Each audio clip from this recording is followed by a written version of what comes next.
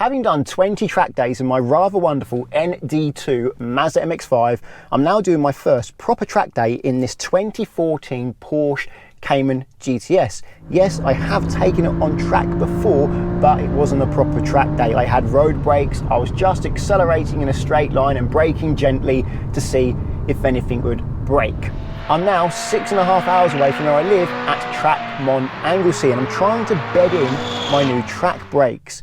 I've tried twice, so far I have not succeeded because there's not an even transfer layer from the pad to the disc. It's still streaky, and I find when I've bedded them in properly, there's a nice black coating all around the disc, a nice even coating. So I'm going to go out again, try and get them a bit hotter, and then if I get a nicer coating on it, I'll stop, let them cool down, let them set, then I'll get used to the car, and then I'll tell you what it's like on track and how it compares to my MX5. So I'm going to show you a lap of the coastal circuit at Anglesey, and then I'm going to give you my thoughts on the car. So this is a start and finish straight, powering into the outside exit apex, braking here a little bit. I have to brake there now in this car because it's a bit faster, otherwise I won't be able to get around this bend. There we go, really late braking into this right-hander, bleeding off the brakes down into second, and then gradually feeding in the power. Full power now to the exit. I have to brake here in this car as well because I'm going faster than I'm used to. Looking at the outside apex, gradually increasing power into that outside. Better to be slow in and faster out than fast in and nearly crash. At the brake there a little bit because I'm offline due to passing the car.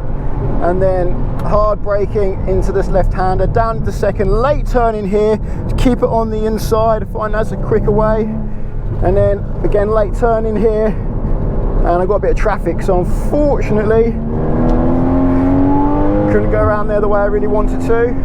Brake down to second, be careful of the BMW on my right side, feed in the power to the outside apex to exit. Whoopsie daisies, I pulled the wrong paddle. Still getting used to PDK. Luckily, it didn't downshift, it just hit the limiter. Oi. I think I'll give you another lap. Hope I can get a cleaner lap. Powering into the outside apex.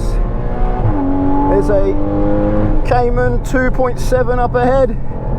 That's just the base Cayman. Wonderful car, that one. Braking hard and late. These brakes are amazing. Late turn in, gradual power onto the outside, and a little dab of brake here, and gradually turn it in, and then feed the power onto the outside there. I'm doing about 110ish through here, same speed in the Mazda actually, at about 110 through here, easing off the gas into the brake very gently. Red flag, so now just going to slow it down and bring it in. So the red flag is over, so I'm going to go back out again and I'm going to tell you all about this car. Probably the first thing to talk about is power. This car has 340 horsepower. That's a lot. As a result, just accelerating in a straight line is fun. You don't even have to go around corners quickly. Just put your foot down in a straight line and it's quite an exhilarating experience. And then you've got the sound of the flat six engine, which makes a lot of theatre. Makes for a lot of theatre, should I say. And now the brakes. We've got 4 pots all round. I'm running some quite aggressive track brakes, Ferodo DS 3.12s, and as the day's going on they're getting better and better. Certainly better than what I'm used to. The pedal, didn't do that too well. Went a bit wide there. The pedal's a bit softer than I'm used to though, but they are working really well. Brake fluid is fresh. All new brake fluid with the high temperature stuff. Motul RBF 660. And now the gearbox. Well, I'm not missing manual on the track. I'm definitely missing manual on the road, but not on the track. Yeah, I usually pull the left paddle there to go down one. That's probably why I did it wrong last time, is out of habit of not actually, because earlier on I pulled the wrong paddle And I've never actually done that in this car before, or any car. And I think it's because I'm used to going down a gear at that point. And on that occasion, I actually was near the red line and needed to go up a gear. This is a very well driven old Mark 1 Golf GTI. Yeah, he's let me go. There we go. Braking. Yeah, those brakes. I'm not anywhere near the limit of this car yet. There's a lot more to get from it. But the gearbox on track is sensational. The way it goes up and down the gears. I don't feel like I'm missing something not having the manual on track, because I'm quite busy enough as it is, thank you. What about steering? Well, let me just concentrate. Got it. And brake. There we go. And turn it in as I bleed off the brake. Ooh, ooh, ooh, ooh, ooh. And then, yeah, oh, good, yeah. Steering, as I was saying, well, this car, I'm not a big fan of the steering on the road, but on track, not a problem at all. I probably should be in third gear there. That's the problem with PDK actually. With a H-pan, I always know which gear I'm in, but with these, I kind of have to keep count of what gear I'm in sometimes. Know how many times I've pulled the paddle, whereas with a H-pan gearbox, I know exactly where I am. Balance, this car is incredibly balanced, but it is more inclined to understeer than the MX5. Having said that, it doesn't understeer a lot compared to a normal road car, but it does understeer more than the MX5 does. It's actually quite hard to get it to go into oversteer, and when it does, I'm a bit afraid to actually, because it snaps. It does go into oversteer quite quickly, and you've got to be on it. Oh, that was bad. I come in there a bit fast and to go around there slower overall. Didn't get the inside, couldn't make it, I was just understeering. And here, gradually bleed off the power, little bit of brake there, try and get it on the end. Oh, that's it, this side, this is what I mean. And then braking down into second, and there's a very fast, I think a mirror, just caught a glimpse of something green in my mirror, coming up pretty quick there. Yes, it's in a mirror, very well driven mirror. I'll let them pass. Okay, I was told to by the man with the blue flag. That is a very quick car. And I've put him offline as he passed me here. What else do I need to talk about then? Driving modes. Cannot stand, I mean, I really cannot stand, what's that called? Sport Plus mode. It just jerks the gear changes. I don't want a jerky upshift. The thing I love about this PDK is how quick and smooth it is. I don't need, too fast. Yeah, wasn't making that turn, so I had to reduce speed. I just understeered off the circuit. And what was I saying? I lost track, lost my train of thought. Yeah, Sport Plus mode, the jerky upshift just upset the car's balance. So I keep it in sport, and at the moment I've got the sports exhaust off because it's plenty loud enough. And I'm not the biggest fan of all the pops and bangs that it does. So sports mode on the track and the road actually, unless I'm cruising, then just normal road. There we go, that was a better one. Could have got the inside apex a bit better. So I've gone over power, brakes, gearbox, steering, balance, a bit more understeery, suspension, there's not much body roll, it's very stable. It's an easy car to drive. It really is. Gives you a lot of confidence, and these Michelin Pilot Sport 4 tyres are helping with that, because as usual, as is the case with all the Michelin tyres I've tried, they are so predictable. Give me so much confidence because of their predictability. You don't just snap when you lose grip, although this is more likely to be a bit snappy on the oversteer. I still do have some warning on. I am kind of taking the mick out of it a little bit when I do that. I'm like, yeah, I can feel it's going to go, and I give some anyway. And I didn't quite do it there. And then it goes pretty fast, but they're wearing well. I'll try and work out how much tyre wear I've done on this track day and put it on screen once I've measured them. I'll do that for the brakes as well. I try and do a cost as well, let you know how much it costs. I know I'm using more fuel, that's for sure. I am generating more power, and the tyre pressure system keeps going off even though I'm about the tyre pressure I want. I've reset it, relearned it. go. That mirror's getting away, look, all the way up there, the next bend now. There we go. I find actually not going too fast on that one. I think overall is quicker. So you just get a better line. Oh, and this way. Anything else you need to talk about? This seat. Yeah. This seat, I'm loving this seat. It's such an upgrade compared to what I'm used to. It's comfortable. Should be in second there again. I'm messing that one up. Probably because I'm talking, I'm not putting my full concentration into driving. Yeah, it's comfortable and supportive. I'm not holding myself in place, it's holding me. Yeah, I'm very happy here. With the air conditioning going as well. Bit of track luxury. But yeah, these tyres, just how I feel them going across this tarmac. I know what I'm doing. I know how much grip I have. So predictable, so much confidence, so much enjoyment. I might even just go for a little bit of a tail out into the apex there. And yeah, I do have to brake a little bit here, just because I'm going so much faster than I'm used to, and I am feeling it feels like it's going to go into the grass if I go any faster. There we go, just about okay like that. And there's an estate VW Passat up ahead. What a legend. Properly quick as well. I don't know what he's got under that bonnet. I think he's just really good at driving. He's got some good tyres on, but that car is going around here a lot quicker than it has any right to.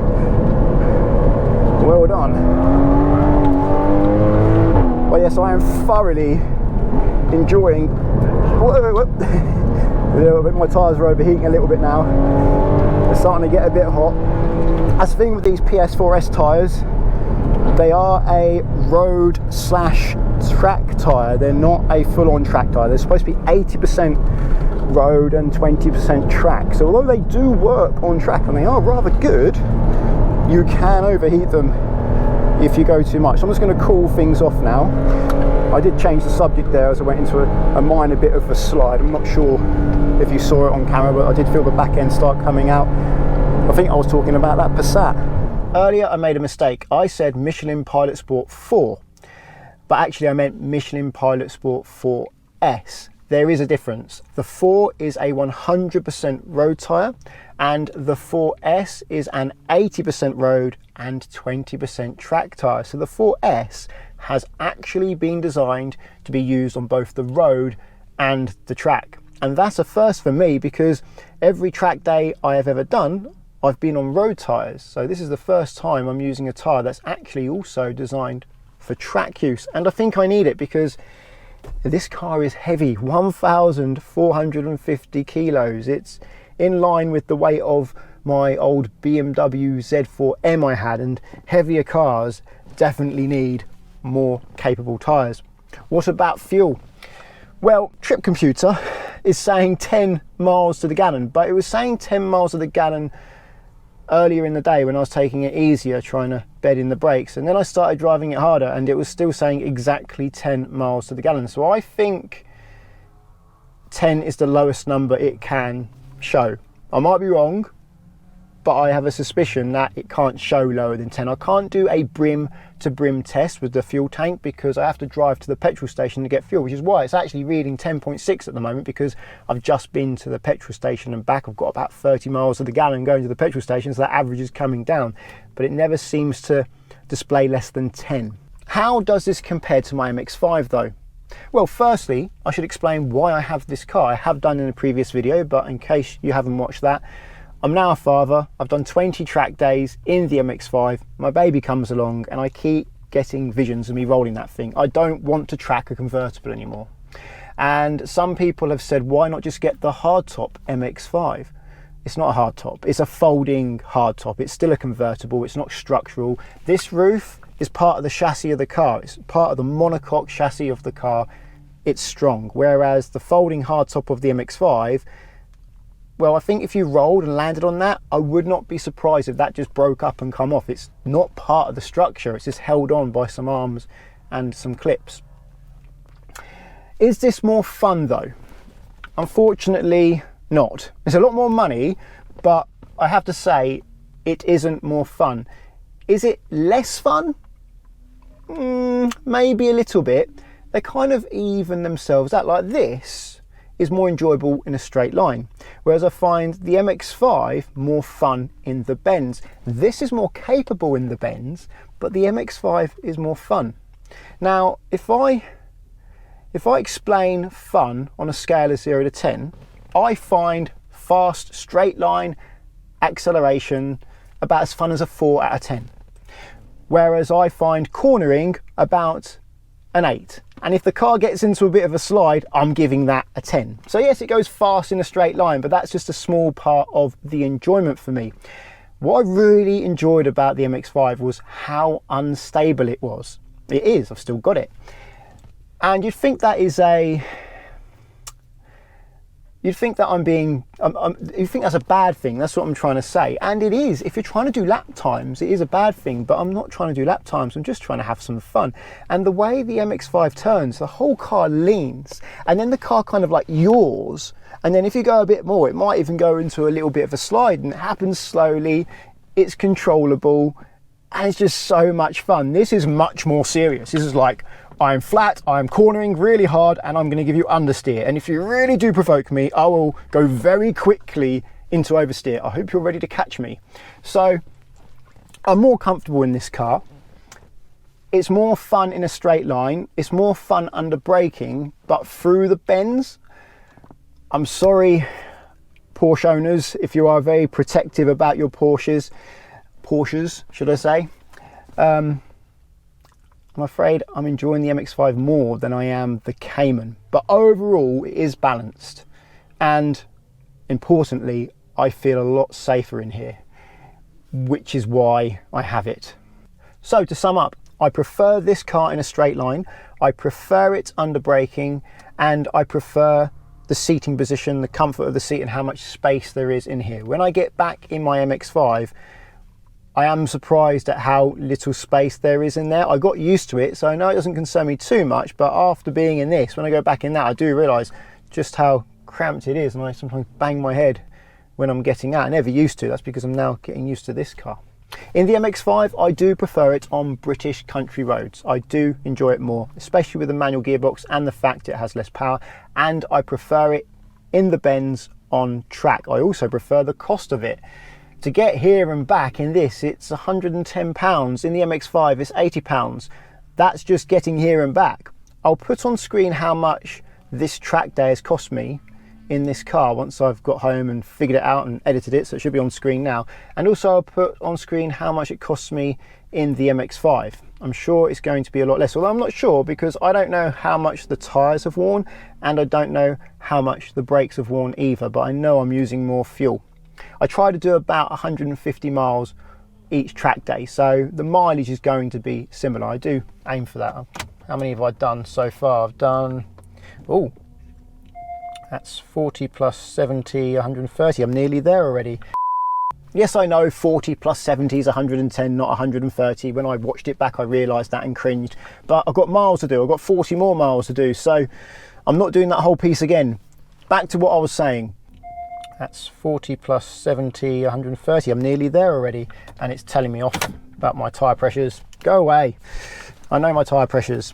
What I would ideally like is a proper hardtop car like the MX5. Just one that's fun, not too serious, not too powerful, and relatively new, so it's reliable. Things start to fail as they get old, but doesn't really exist. GR86, but then many people complain about reliability issues of the engine on track, getting oil starvation when they're going around bends. So this seems to be the right fit for me, although I do think the lower powered version of this with a manual gearbox overall probably would be more for me if I could get one in really good condition with all the equipment that I want.